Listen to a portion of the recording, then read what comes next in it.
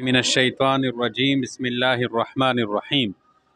آج پیر کا دن ہے۔ پیر کے دن اسلامی آداب کو ہم بیان کرتے ہیں۔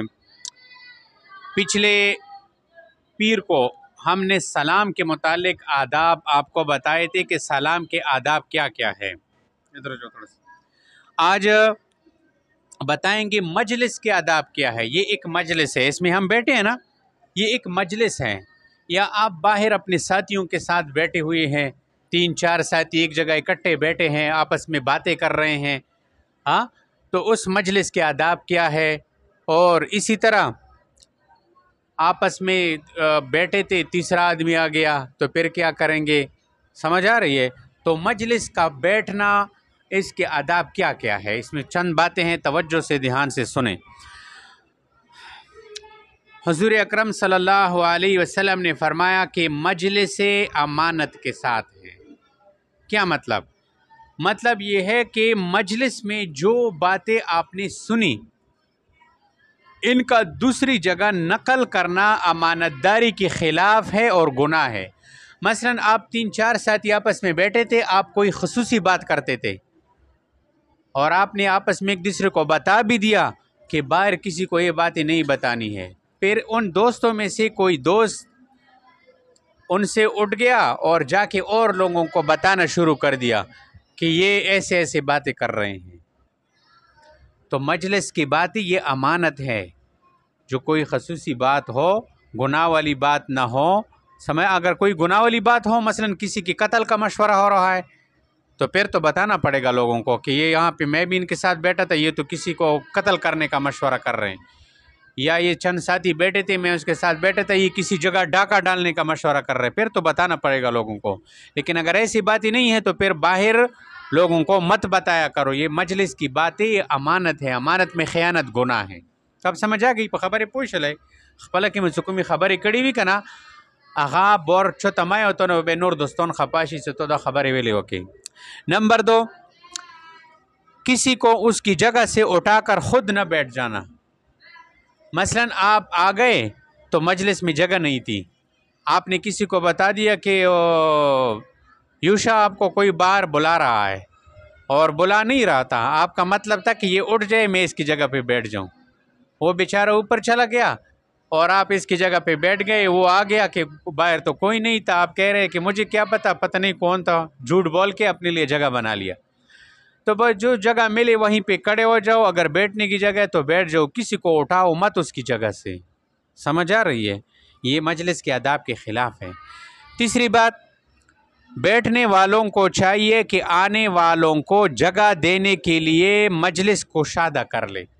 مثلا ہم ساتھی بیٹھے ہیں نا سارے، تو ایک اور طالب علم آ گیا تو آپ اس کے لیے جگہ بناؤ، یہ نہیں ہے کہ اور چھوڑے ہو جاؤ اس کے لیے جگہ بند کر دو، نہیں، بلکہ اپنے ساتھی کے لیے جگہ اور کشادہ کرو تاکہ وہ بھی آ کے جو ہے سہولت کے ساتھ بیٹھ جائے۔ سمجھ آ رہی ہے؟ ہاں۔ اور چوتھی بات یہ ہے کہ جب مجلس میں 3 آدمی ہو، کتنے آدمی ہو؟ 3 آدمی ہو، تو ایک کو چھوڑ کر 2 آدمی آپس میں آہستہ آہستہ باتیں نہ کرے۔ وہ کہے گا، تیسرا بندہ کہے گا کہ یہ تو میرے خلاف کوئی باتیں کر رہا ہے، ایسا کرے گا یا نہیں؟ ہاں، ایسا وہ محسوس کرے گا یا نہیں کرے گا؟ اسی طرح ایک اور بات بھی ہے کہ 3 بندے بیٹھے تھے، مثلا 2 پٹھان تھے، ایک پنجابی تھا۔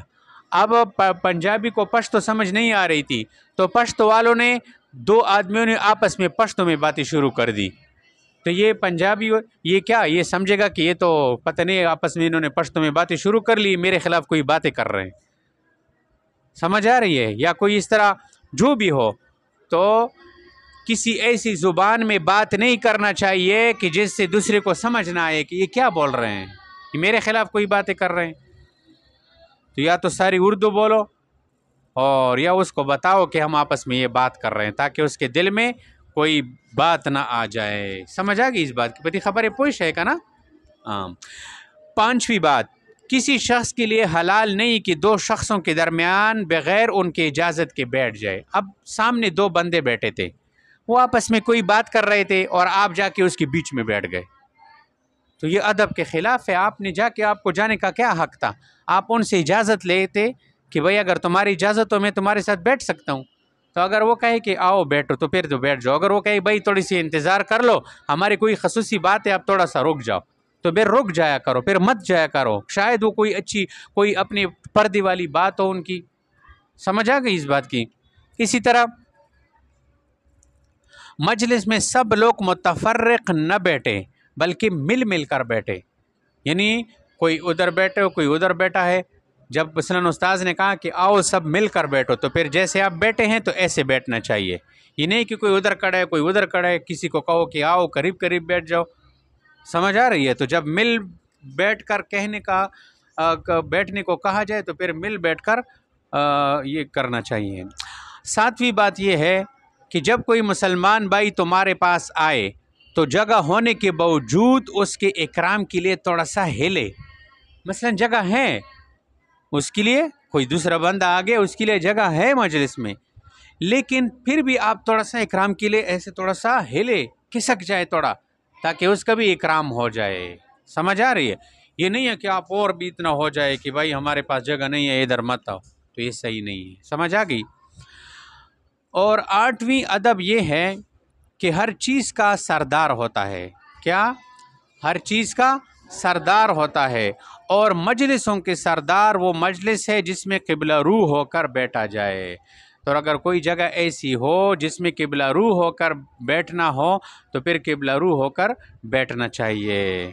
تو یہ بیٹھنے کے متعلق تقریباً 8 باتیں آپ کو بتا دیے، تو ان کو دھیان میں رکھے اور پھر اسی کے مطابق عمل کریں.